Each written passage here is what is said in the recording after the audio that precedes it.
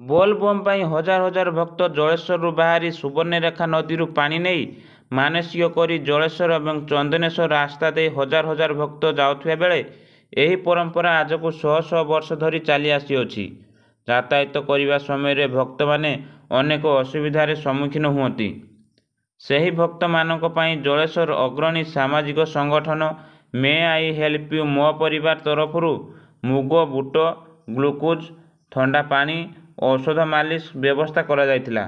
ଯେଉଁ ଭକ୍ତମାନେ ଚାଲିବା ପାଇଁ ଅସୁବିଧା ହେଉଥିଲା କିମ୍ବା ଆହତ ଭକ୍ତମାନଙ୍କୁ ଫାର୍ମାସିଷ୍ଟ ହରେକୃଷ୍ଣ ଜେନା ମଲମ ଲଗାଇ ପଟି କରିବା ସହ ଅମିତ କୁମାର ଜେନା ତାଙ୍କ ପାଦକୁ ମାଲିସ କରାଉଥିଲେ।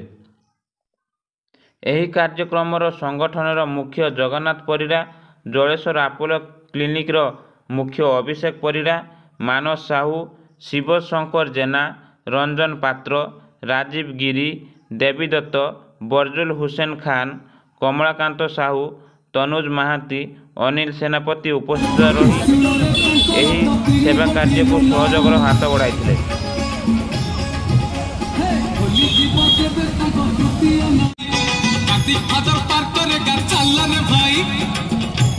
महादेव